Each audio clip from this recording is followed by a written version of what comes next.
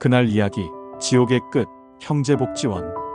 여러분, 오늘 우리가 함께 기억해야 할 이야기는 1980년대 대한민국의 가장 어두운 단면입니다. 바로 부산의 거대한 강제 수용시설이었던 형제복지원에 대한 참혹한 기록입니다. 이 이야기는 불과 40년 전 국가의 묵인 아래 수천 명의 국민이 인간 이하의 취급을 받았던 결코 잊어서는 안 될 비극입니다. 복지의 가면, 뒤에 숨겨진 요새. 형제복지원은 겉보기에는 불우이웃을 돕고 불황인을 선도하는 천국처럼 보였습니다.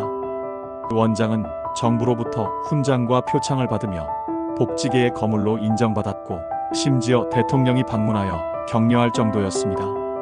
하지만 그 실상은 완전히 달랐습니다. 형제복지원은 축구장 10개가 넘는 약 8,759평의 거대한 부지에 60여 채의 건물이 들어선 거대한 요새였습니다. 6m 높이의 철옹성 같은 담장이 시설을 외부와 철저히 단절시켰고 10m 간격으로 경비원들이 순찰을 돌았습니다. 그 안에 갇혀있던 사람들의 수는 무려 3,160명이 넘었습니다. 이들은 죄를 지은 범죄자가 아니었습니다.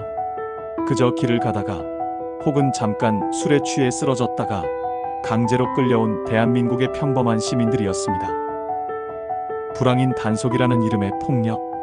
이 비극의 씨앗은 1975년 발표된 내무부 훈령 제410호, 즉 불황인 단속 및 수용 지침이었습니다. 이 훈령은 경찰과 지자체가 불황인을 발견하면 구금할 수 있는 권한을 부여했습니다. 문제는 불황인의 기준이 지극히 자의적이었다는 것입니다. 길거리에서 노숙을 하던 사람뿐만 아니라 조금 초라한 옷차림을 한 행인, 잠깐 서성거리던 실직자, 심지어 동네 구멍가게에 심부름을 왔던 주부나 학교에서 돌아가던 청소년까지도 단속의 대상이 되었습니다. 단속반은 몽둥이를 휘두르며 사람들을 무자비하게 트럭에 실었습니다.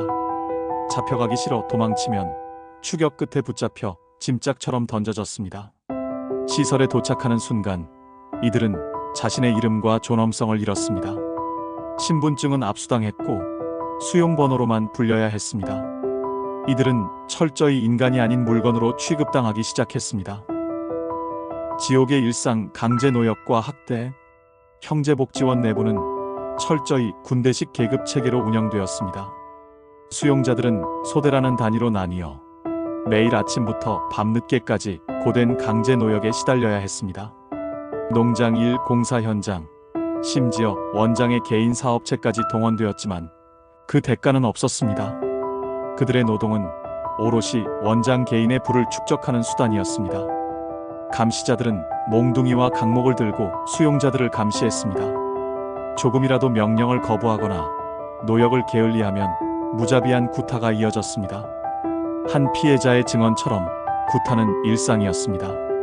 가장 끔찍한 것은 격리 수용소였습니다. 탈출을 시도하거나 감시자에게 대든 수용자들은 소돼지 축사처럼 만들어진 좁고 비위생적인 공간에 갇혔습니다. 심지어 도망가지 못하도록 쇠사슬로 발목까지 묶어놓았습니다. 이 지옥에서 수많은 사람이 숨을 거두었습니다. 공식적으로 확인된 사망자만 513명에 달했습니다. 하지만 실제 사망자는 이보다 훨씬 많을 것으로 추정되며 사망한 수용자들의 시신은 야산에 안매장되거나 대학 연구용으로 몰래 팔려나가기도 했습니다. 특히 장애인 소대와 정신병동에 갇힌 사람들은 약물에 취한 채 방치되거나 더욱 잔인한 학대를 당했습니다.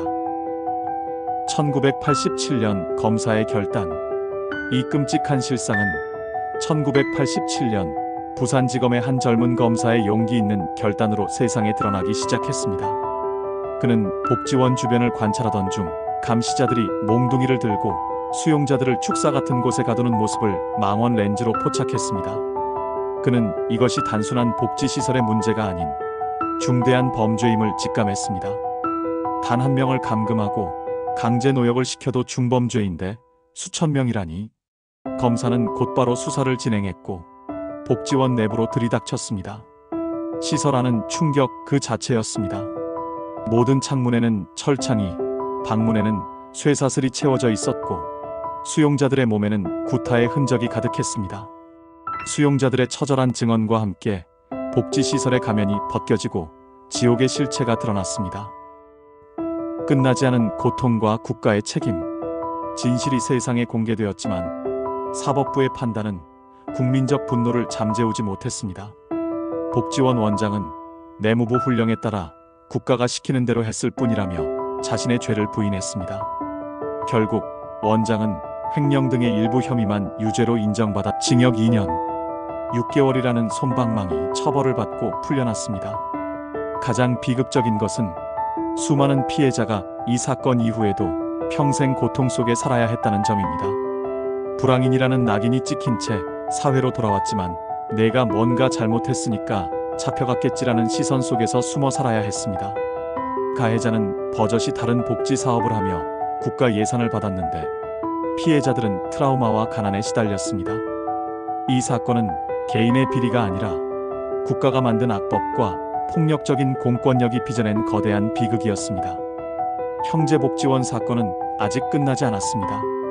피해 생존자들은 여전히 국가의 공식적인 사과와 명예회복 그리고 진상규명을 요구하며 목소리를 내고 있습니다.